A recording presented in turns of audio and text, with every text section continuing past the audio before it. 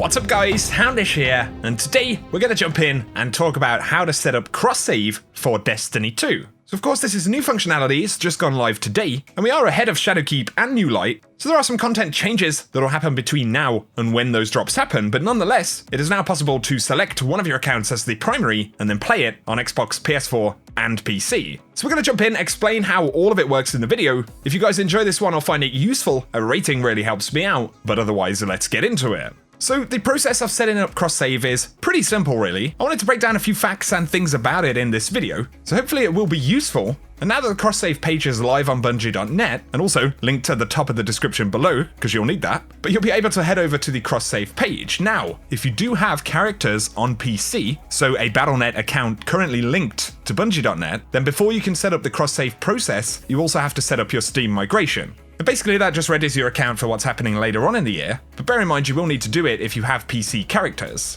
Assuming this is done, you'll have the user agreement right here. Be sure to read the small print, but then we have Authenticate to cross-save. So in order to cross-save your accounts, you must verify that they are in fact yours. So for every account linked to Bungie.net, you'll have to sign into it via Bungie.net. And so because I have a bunch of accounts attached here, we've got Xbox, PlayStation, Steam, and Battle.net, all of them need to be authenticated first. Once this is done, you have to choose your active characters. So with cross-save, you need to select an account to use. And so you can't have one of your characters from PlayStation, one from PC, and one from Xbox. You'll be selecting 3 characters from one platform to be the mains. It is worth mentioning that characters that get left behind aren't deleted, and there is a way to actually access them again. We'll talk about that in a moment. But yeah, for now you'll need to select the 3 characters on the account that you want, so I only play the Titan on Xbox, but that's the set of characters that I'm going to move over on my Houndish account. So I select that right there, you'll get the option to review the setup. It will also show you the silver balances that you have on different platforms, content that you own,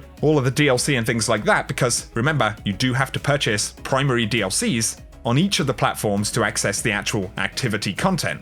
Also on this page, the clan associated with the account that you've selected will be listed, and this is going to be the clan that you'll be working towards on all of your cross-save platforms. And so once you're happy that these are the 3 characters you want to use, you go ahead, click the bright yellow button, and you'll be activating cross-save. So here we go, cross-save is activated. And now, if we look at my characters on Xbox, you can see all 3 of them there, and when I sign in on PlayStation, the characters now show up on this platform, and it's going to be the same on Battle.net, and then eventually Steam when that takes over.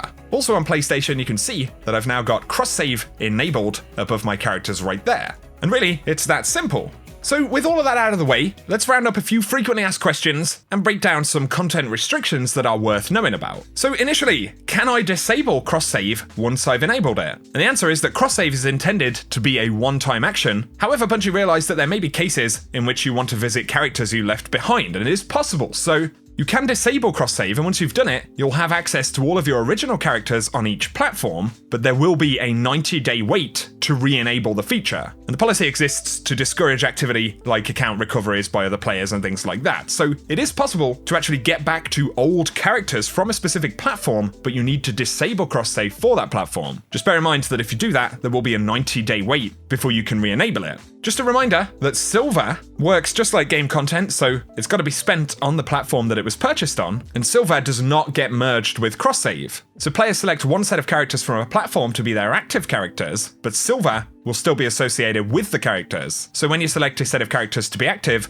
only that silver on that platform will be available, and the silver that you own on other accounts will remain tied to those accounts. So definitely bear that in mind. And in terms of how cross-save will affect clans, they say that your active account will be included in only one Destiny clan. So the active account will become the clan on all platforms where you play Destiny, and as you move from one platform to another, you'll be able to make progress on your clan objectives wherever you play. And once again, things that you've purchased on your PC or console stores will remain on those specific platforms. And so for now, before New Light and Shadowkeep launches, cross-save enabled players will not be able to access expansion destinations or activities from platforms that they don't own that expansion license. So if you own Forsaken on your Xbox account but not on your PlayStation 4 account, you'll not be able to launch into the Dreaming City on PS4, but with the arrival of New Light, they're changing how players access destinations and activities for content that they do not own. And so they previously said things like, all of the destinations would be available to explore, whether you own the DLC or not on that platform. And so some of the content restrictions are going to change a little bit further down the road when they launch. That also includes powerful rewards, so a cross-save enabled player on a 750 character who owns Forsaken on their Xbox account but not on PlayStation 4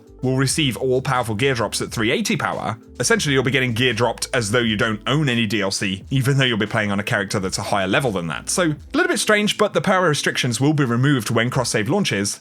And of course, Bungie have said that all gear will be brought up to 750 power as a starting point. And so those are just some additional things worth knowing and thinking about as we go into cross-save, but we've pretty much rounded up everything you need to know outside of any issues that you may encounter, and if you do, there are help pages and forums and all that good stuff that you'll find via the forums and the setup pages that are linked at the top of the description. So hopefully the video has been helpful, guys. If it has, a rating really helps me out. And if you're new to this channel, be sure to hit subscribe if you want to keep up to date with everything related to Destiny 2, all the DLC, guides, news, and that good stuff. Otherwise, have a bunch of fun with cross-save, guys. And also bear in mind you can now set up your Steam migration stuff so you can begin the process of slowly migrating over. And if you're a PC player, once again, I'll have that linked below. But otherwise, thank you for watching, guys, and I hope you have an awesome day.